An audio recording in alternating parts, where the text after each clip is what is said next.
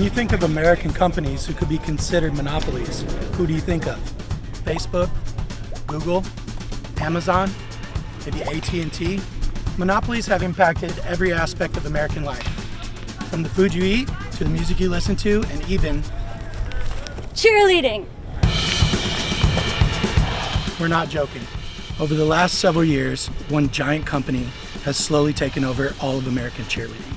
Their name is Varsity Brands, and they're on a mission to own everything having to do with school spirit.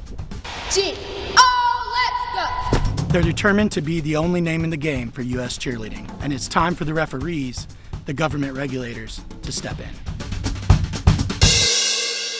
How did varsity get so big? In the 1940s, cheerleading was actually a male-dominated activity.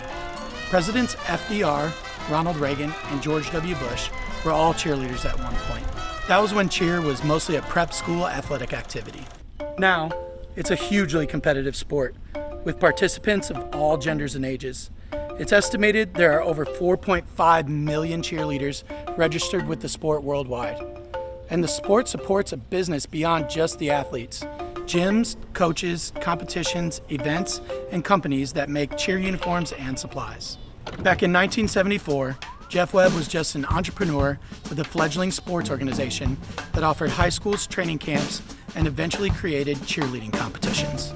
Over the years, Webb led Varsity Brands to systematically acquire and absorb other companies dealing in almost anything you can think of related to extracurricular activities for American schools, including marching band uniforms, class rings, yearbooks, caps and gowns, and athletic wear for all team sports. They sell everything cheerleading related, from sequin uniforms on cheerleaders' backs to the big bows we wear in our hair. They also make money by controlling cheerleading competitions. They bought the National Cheerleaders Association in 2004, and since then have bought up a dozen more small cheerleading organizations. Varsity controls the major championship tournaments and cheer camps for high schools. Varsity is even trying to take over the broadcasting lane from ESPN by streaming their competitions over their Varsity app.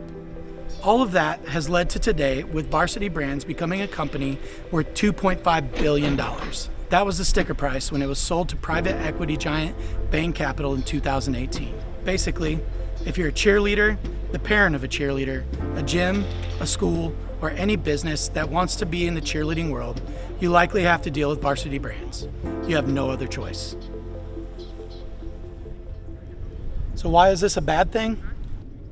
Varsity uses that level of control they have over cheerleading to get as much money out of the sport as possible. Varsity has gotten to where they are essentially bullying or buying up small businesses and competitors out of existence and pricing athletes out of an already expensive sport.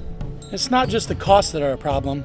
Varsity has so much control over cheerleading competitions that the critics claim they basically control the governing body of the sport. In one competition, they even rigged it so that the athletes who wore Varsity Brands apparel got more points. A recent USA Today investigation found that USASF had mishandled sexual abuse complaints for years that left kids exposed to abusers in the sport.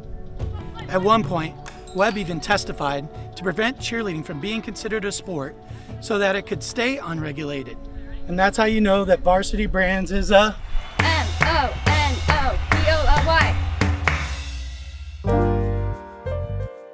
Some small business owners are standing up to Varsity Brands.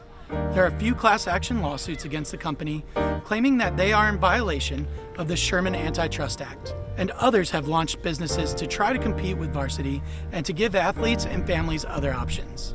The International Olympic Committee just classified cheerleading as a sport this year, meaning the stakes are higher than ever for Varsity to consolidate their control.